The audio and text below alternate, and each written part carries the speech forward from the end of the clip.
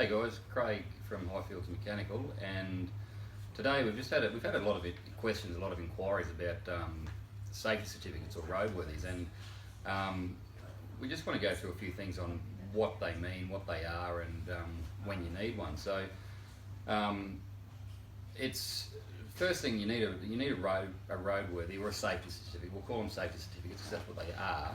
You need a safety certificate every time you sell a car, buy a car, or transfer a registration. So, and this is primarily with used cars.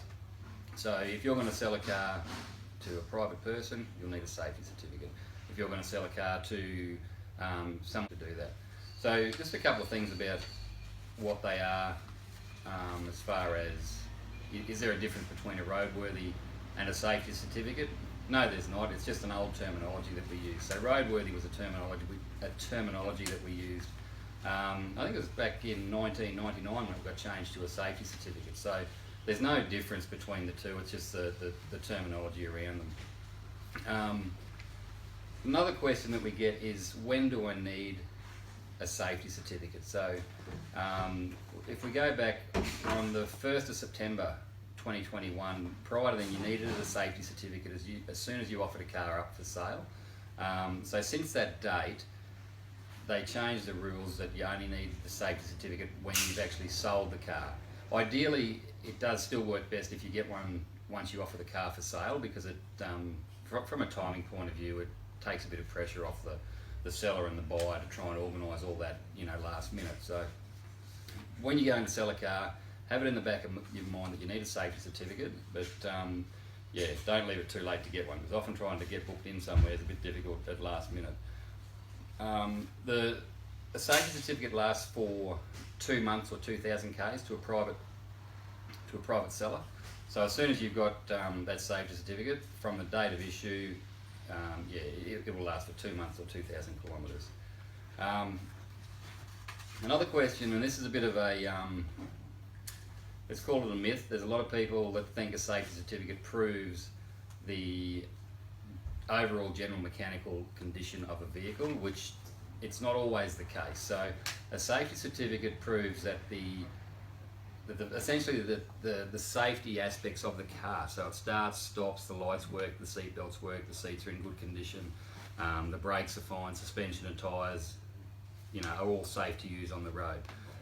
It goes through and does a lot of basic checks. It's not a full comprehensive mechanical inspection of a car. So when you're buying a used car, just because it's got a safety certificate doesn't mean that it's in it's in really, really good condition.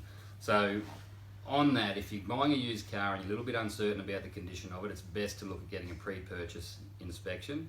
And that comes back to, in Queensland, unfortunately, the roadworthy or the safety certificate rules are a little bit loose and not policed that much, I guess. So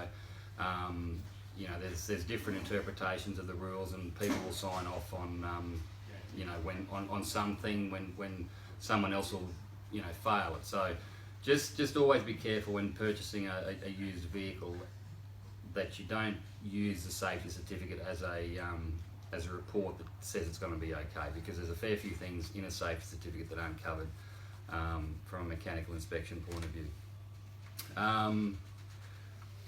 What else? Yeah, it doesn't pick up all the defects on a car. So with a safety certificate, we can't tell what the internal condition of the engine's like, or we can't tell,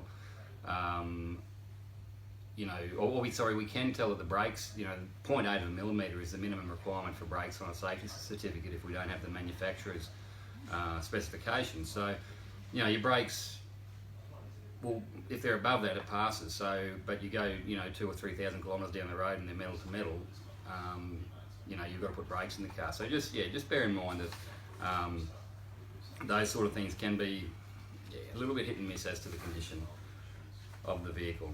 They're there for a reason. Unfortunately, in this state, we don't do safety certificates every year like it gets done in New South Wales, or I think Victoria as well. Once you purchase the car, it doesn't matter what you do to that car, you don't have to take it back for another safety certificate until the point of sale. So yeah, I hope that helps clear up some of the issues around safety certificates. They're they're there for a reason. If everyone followed the rules properly, it all works great. Unfortunately, that's not always the case.